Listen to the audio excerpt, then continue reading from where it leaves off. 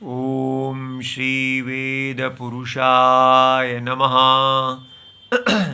नमस्कार। Class number 595 Shrimad Bhagavad Gita जी शंकराचार्य जी के भाष्य के अनुसार आरंभ किया जाता है। ओम श्री सीता रामचंद्राभ्याम नमः। नमो गुरुभ्यः। ओम अथ काल देवताः श्री विक्रमी संवत 2082 भाद्रपाद कृष्ण पक्षः द्वादशी बुधवारः पुनर्वसु नक्षत्रम् उत्तरायणं वर्षर्तुः। ओम तत्सत्। श्री शंकराचार्याय गुरवे नमः। योगी युञ्जीत सततम् आत्मानं रहसि स्थितः एकाकीयत चित्तात्मा निराशेरपरिग्रहः। अध्याय नंबर 6 और श्लोक नंबर 10। पुस्तक है Gita press Gorakhpur, book number 10, Shankaracharya ji के भाष्य वाली भगवद गीता जी। अच्छा जी, तो क्रम से जो हमारा विचार क्रम चल रहा है, क्या चल रहा है कि भगवान ने हमें दिखाया है कि किस क्रम से एक सामान्य व्यक्ति पहले कर्मी होता है, उसको वेद के चक्षु खुलते हैं, वेद उसको धर्म का ज्ञान देते हैं। धर्म वर्ण और आश्रम लक्षण वाला है, या आप अपने वर्ण का धर्म पालन करते हैं, ब्राह्मण क्षत्रिय वैश्य शूद्र, जो आप जिसमें जन्म लेते हैं, जो आपके पिताजी आपके कुल का धर्म है, और दूसरा धर्म है आपका आश्रम धर्म। ब्रह्मचारी, गृहस्थ, वानप्रस्थ, सन्यास, ये मुख्य विशेष धर्म का लक्षण है। इसके अतिरिक्त सामान्य धर्म है, जैसे सत्य वचन बोलना, चोरी नहीं करना इत्यादि, तो वो सामान्य धर्म है। और वर्ण आश्रम धर्म विशेष धर्म है, जो इसका अधिकारी है उसी को करना है। सामान्य धर्म सबको पालन करना होता है। तो इस प्रकार ये जो वेद का धर्म है, इसको करने को, इसका अनुष्ठान करने वाला व्यक्ति कर्मी होता है। अगर ये कर्मी ही नहीं है तो फिर कर्मयोगी नहीं होगा, क्योंकि इस कर्म का फल त्याग करने पर वो कर्मयोगी बनता है। और इस कर्म को भी त्याग करना, कर्म योग से ध्यान, चित्त का समाधान, अंतःकरण का समाधान, अंतःकरण सदा आत्मा में रहने वाला,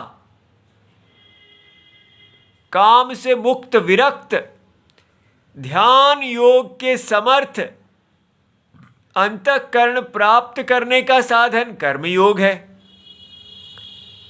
तो कर्म योग भी नहीं होगा तो ध्यान योग नहीं होगा, ध्यान योग नहीं होगा तो मोक्ष नहीं होगा।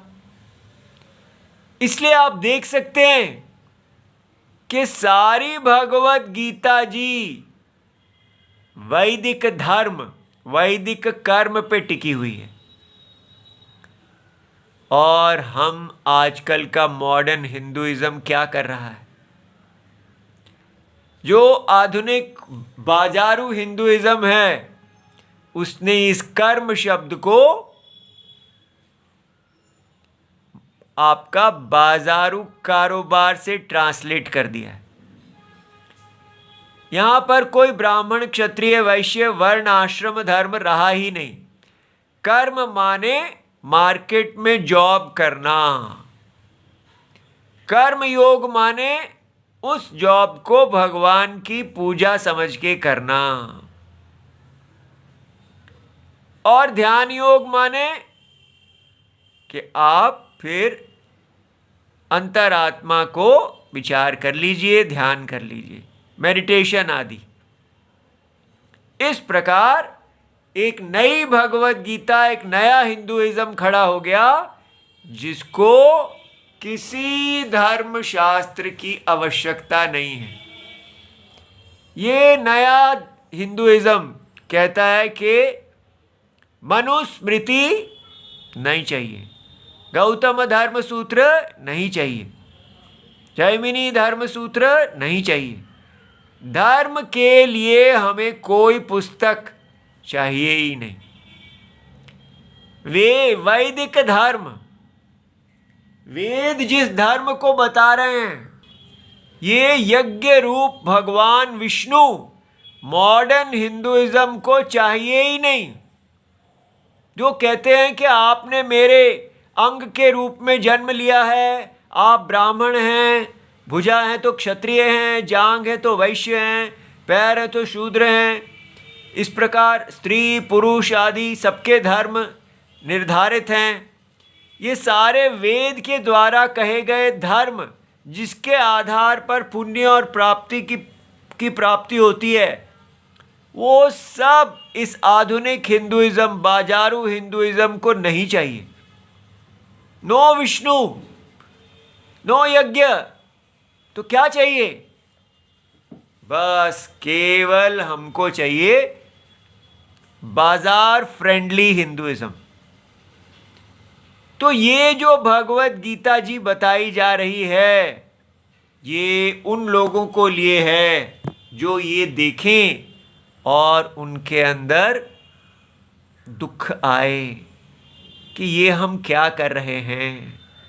ये हमारे गुरुजी लोग, बाजारू गुरुजी लोग जो वेश्याएं हैं, कैसे पूरे भारत को भ्रमित कर रहे हैं अपना धंधा चलाने के लिए।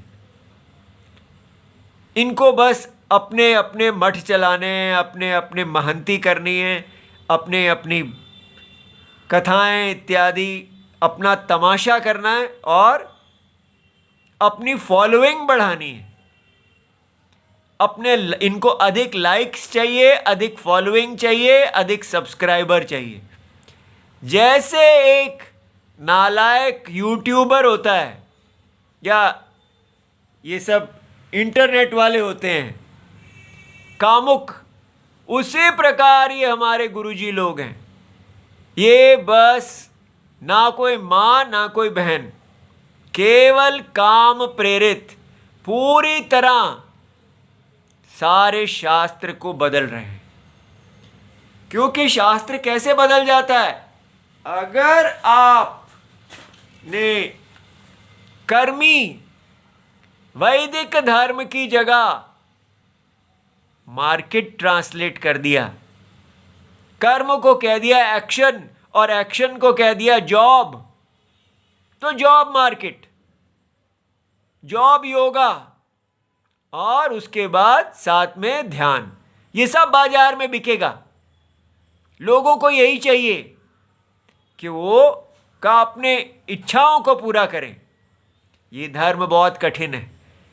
वैदिक धर्म आपके ऊपर अंकुश लगाता है, काम पे अंकुश लगाता है, लेकिन ये सब बाजार में उतरो और अपनी इच्छाएं पूरी करो।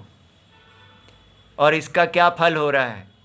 धीरे धीरे ये बाजार में जैसे जैसे कंपटीशन बढ़ रहा है और हम अपने पुराने संस्कारों से टूट रहे हैं। पहले पुरुष बर्बाद हुए, अब स्त्रियां बर्बाद हो रही हैं, अब परिवार भी बर्बाद हो रहे हैं, अब बच्चे भी बर्बाद हो रहे हैं। क्यों? क्या रह गया? केवल बाजार ही रह गया, यज्ञ रहा ही नहीं, धर्म रहा ही नहीं। किसी को वैदिक धर्म की आवश्यकता ही नहीं है, तो फिर धर्म क्या रह गया? माय बॉडी माय चॉइस, वो किस्म ही धर्म रह गया कि जो मेरी मर्जी है वही मेरा धर्म है। कोई भी कौन होता है मुझे रोकने वाला? ये वेद जो अपना एक सत्य बता रहे थे, जो परमात्मा के ऊपर आश्रित सत्य का धर्म था, जिसने हमको इस माया नगरी से बाहर निकालना था, वो सबने कह दिया कि नहीं, ये माया नगरी में ही जो धर्म है वही धर्म है। इस माया नगरी में जिस प्रकार भोग की प्राप्ति होती है वही धर्म है। तो फिर क्यों नहीं अपने आप को बेचा जाए? क्यों स्त्रियां जैसा मर्जी व्यवहार करें? क्यों पुरुष जैसा मर्जी व्यवहार करें? क्यों कोई रोके किसी को? जहां आपको मजा मिलता है वहीं जाओ, जैसे मजा मिलता है वैसा ही करो। कोई गरिमा इत्यादि है ही क्यों? झूठ बोलने से काम होता है तो झूठ बोलो,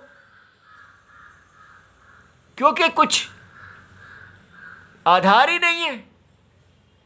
हम इतने गिरते जा रहे हैं, लेकिन कहीं पर भी कोई ऐसा व्यक्ति मुझे नहीं दिख रहा जो इस बात को देख रहा है कि ये कैसा नया भक्ति है जिसमें वेद शास्त्र ही ने खत्म कर दिया। ये नई भक्ति कोई वैदिक धर्म को नहीं मांगती, ना कोई वैदिक कर्म योग।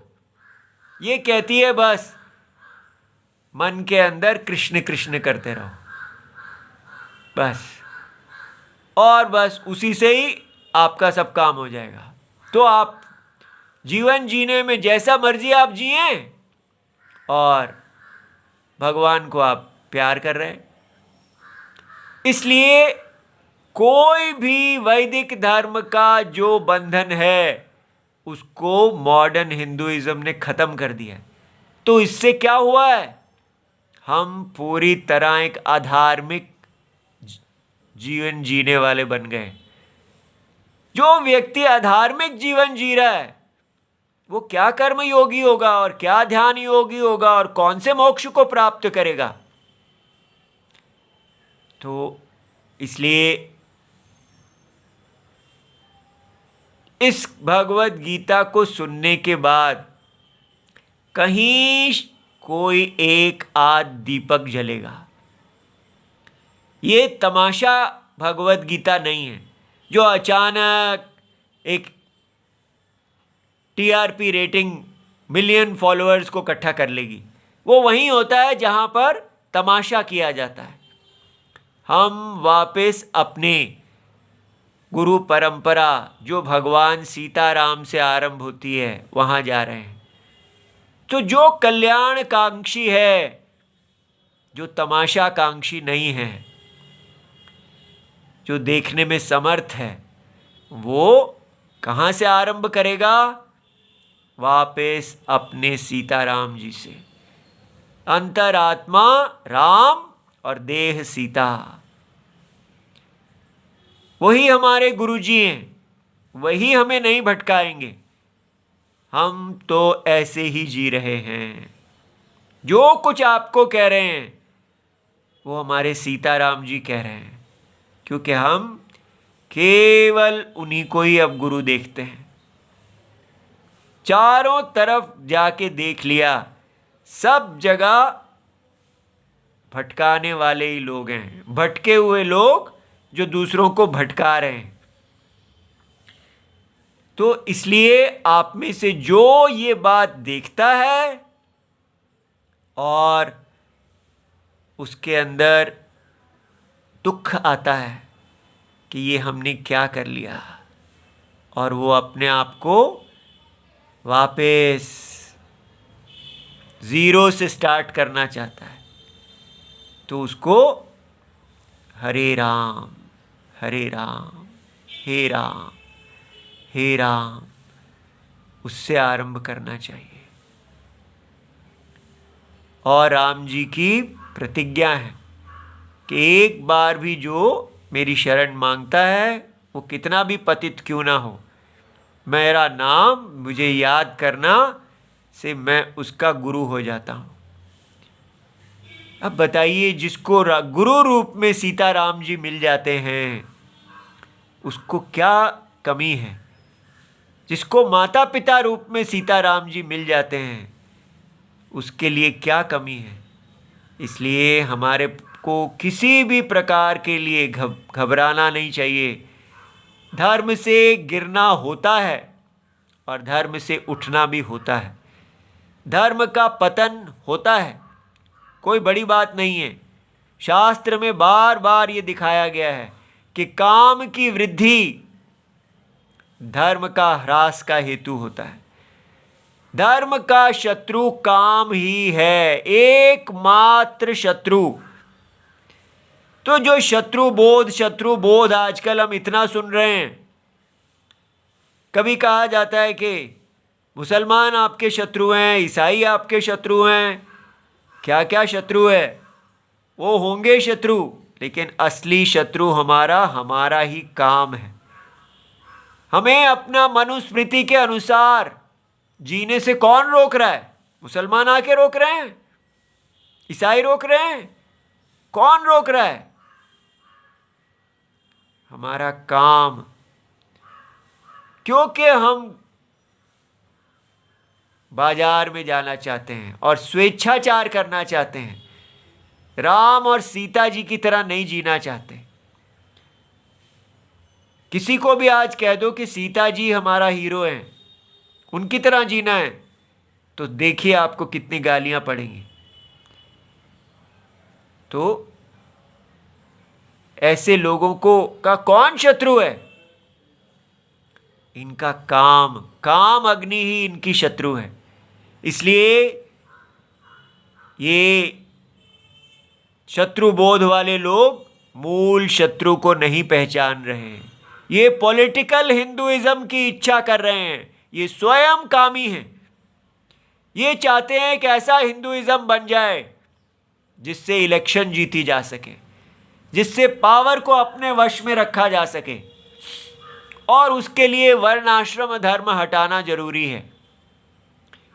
तो इनको भी मनुस्मृति नहीं चाहिए, या उस मनुस्मृति का भी ध्वंस कर दो। कह दो कि जन्म से कोई वर्ण आश्रम धर्म होता ही नहीं है, झूठ बोलो। तो इसलिए अगर आपको अपने आप को बचाना है तो एकमात्र तरीका है राम राम राम। अपने अंदर सदा सीताराम सीताराम सीताराम गुरु जी को याद करें। इसी से ही हमारा मन अंतःकरण शुद्ध होगा। हम अपने वैदिक धर्म पे लौटने के लिए योग्य होंगे। भगवान हमें बताएंगे कि हमें कैसे लौटना है, किस किस मार्ग से जाना है। क्योंकि सीधा वाल्मीकि चोर से, जो रत्नाकर डाकू से कोई रामायण रचने वाले वाल्मीकि नहीं बन जाते। बीच में तपस्या आती है, तपना, ठीक है। तो इसलिए उस तपस्या से अपने पाप को धोना, तब हम मनुस्मृति खरीद के लाएंगे, गौतम स्मृति खरीद के लाएंगे। अभी क्या हो रहा है? हमें अपना विवाह करना होता है तो पंडित जी को बुलाओ, फेरे ले लो, ये कर लो, वो कर लो, और हो गया विवाह। कुछ पता ही नहीं कि गृहस्थ आश्रम के कौन से धर्म हैं जिनको गृहस्थी को पालन करना होता है। बच्चा पैदा कर लिया इत्यादि, उसका चलो मुंडन कर दो, ये कर दो, वो कर दो, पंडित जी को बुलाओ, काम कर दो। लेकिन जीना कैसे है? बिना वैदिक धर्म के। कोई यज्ञोपवीत नहीं, कोई नित्य कर्म नहीं, कोई ये नहीं बताना कि ब्रह्मचर्य आश्रम में है। बेटा, ब्रह्मचर्य आश्रम में किस प्रकार वेद के अनुसार जिया जाता है। इतना गिरा हुआ, और हम फिर भी सोच रहे हैं कि Hinduism is the best. East और west, Hinduism is the best. क्यों? क्योंकि बाकी सारे तो उससे भी ज्यादा नालायक हैं। तो यहां पर केवल एक ही जीवन रह गया है कि आप बाजार में प्रोफेशनलिज्म बढ़ाओ। पता नहीं इस धर्म में क्या बड़ी बात है, इस नए हिंदुइज्म में। ये इकोनॉमीइज्म है, ये हिंदुइज्म नहीं है। अर्थिज्म, केवल पैसाइज्म। और इसको पढ़ के हम चाहते हैं कि हमारे साथ भगवत गीता आ जाए। अब देखिए ये श्लोक क्या कह रहा है। भगवान अर्जुन को पढ़ाते पढ़ाते अब 6ठे अध्याय पे पहुंच गए हैं, तो वो ये सोच रहे हैं कि मैंने कर्मी बता दिया, कर्म योग बता दिया, अब उसके भी फल को बता रहा हूं। और हमारा भारत, हम लोग कहां बैठे हैं? केवल नौ वैदिक धर्म पे बैठे हैं, कर्मी ही नहीं है हम तो।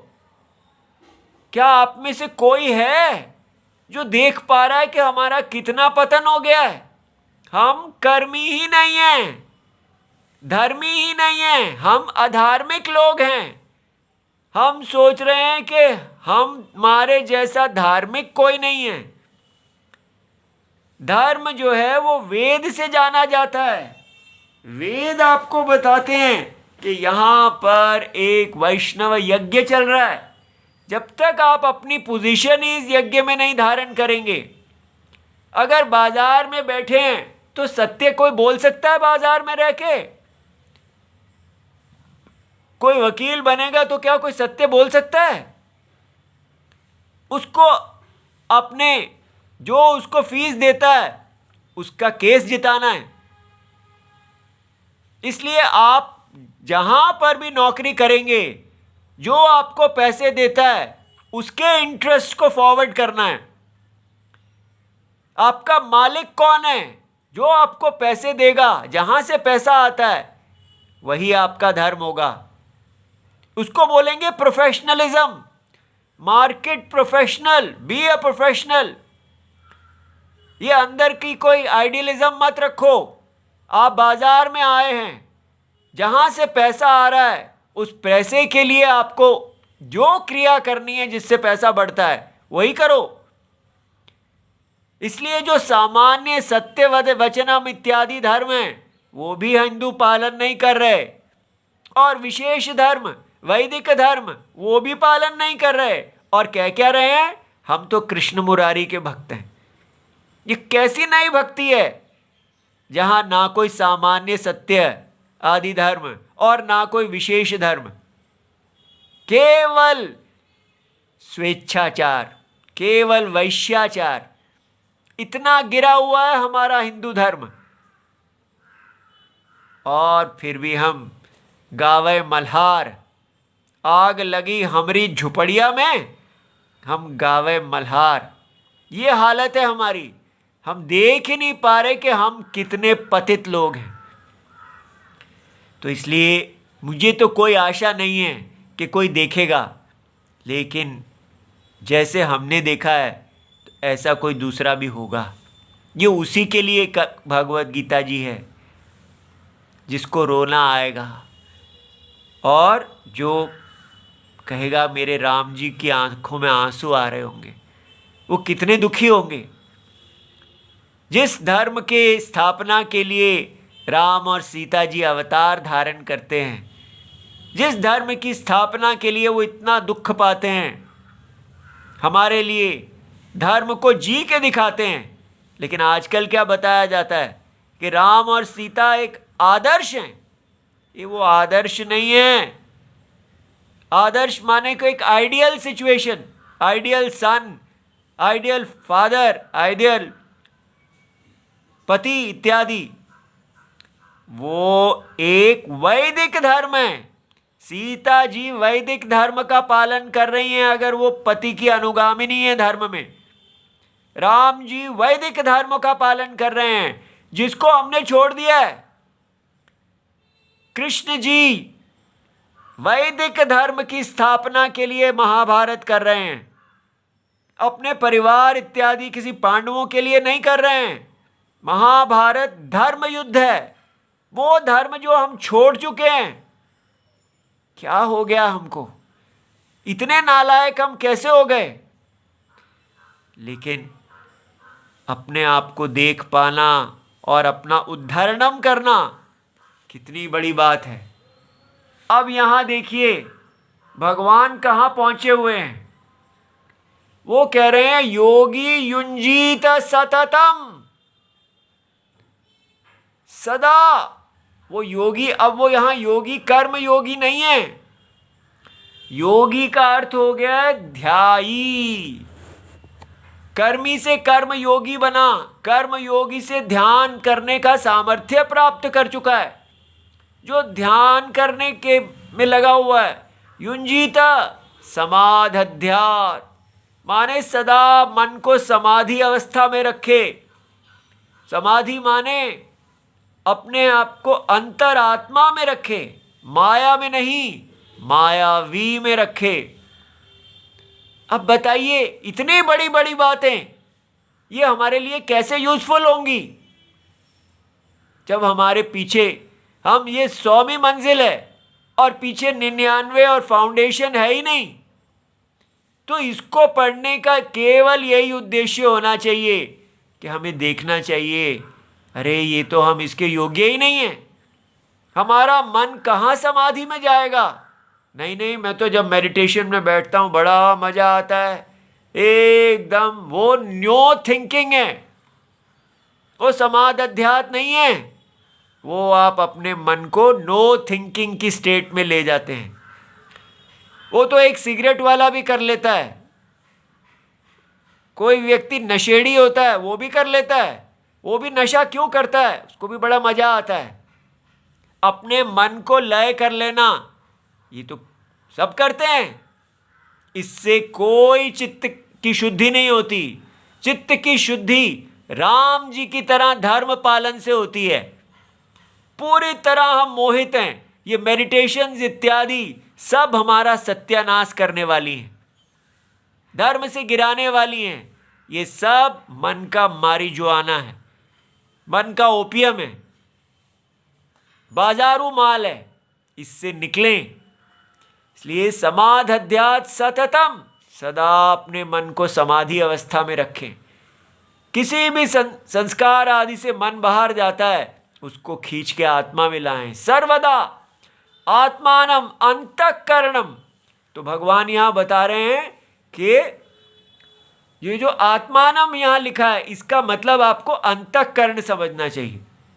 ठीक है, तो अपनी अंतःकरण को सदा वो समाधि अवस्था में रखें। और क्या करें, रहसी, रहस्य में, अर्थात एकांत में स्थितः। तो रहसी माने एकांते। अब देखिए शंकराचार्य जी एकांत का अर्थ क्या देते हैं, गिरि गुहादौ, अर्थात पर्वत के किसी गुहा के अंदर व्यक्ति अकेला रहे। स्थितः सन एकाकी असहायः, अर्थात अपनी पत्नी को साथ में लेके नहीं जाना।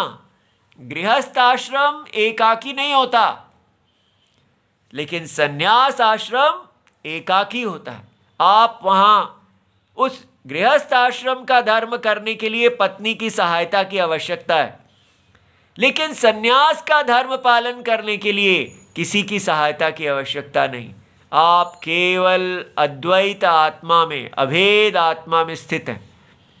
तो रहसी स्थिता एकाकी च इति विशेषणात्, इसका मतलब है संन्यासम कृत्वा। ठीक है, तो सामान्य यही है कि आप जब ध्यान योग में समर्थ हो गए, कर्म योग का फल आ गया, तब आपको चतुर्थ आश्रम में प्रवेश करना चाहिए। यत चित्तात्मा का अर्थ क्या है, चित्तम माने अंतःकरणम और आत्मा माने देह, अर्थात आपका अंतःकरण और देह दोनों वश में, कोई भी स्वेच्छाचार नहीं कर रहे। दोनों जो हैं वो सदा अंतरात्मा में माया रूप से देखे जा रहे हैं। संयतौ यस्य, जिसके ये दोनों यत्न से वश में किए गए हैं, वो यत चित्तात्मा है। और वो क्या है, निराशी, उसमें कोई आशा नहीं है, मोक्ष प्राप्ति तक की भी आशा नहीं है, किसी हिंदू धर्म को स्टैब्लिश करने की भी आशा नहीं है, कोई धर्म को उठाने की भी आशा नहीं है। आशा है ही नहीं। वो स्वप्न से अतीत है, वो स्वप्न की आत्मा में जा चुका है। वीत तृष्णा और अपरिग्रह, जब परिग्रह रहित, गृहस्थ आश्रम में परिग्रह होता है। आप यज्ञ के साधनों को इकट्ठा करते हैं, लेकिन संन्यासित्व अपि यहाँ है कि आपने कर्म को तो छोड़ दिया, लेकिन साथ साथ आपको त्यक्त सर्व परिग्रह भी होना चाहिए।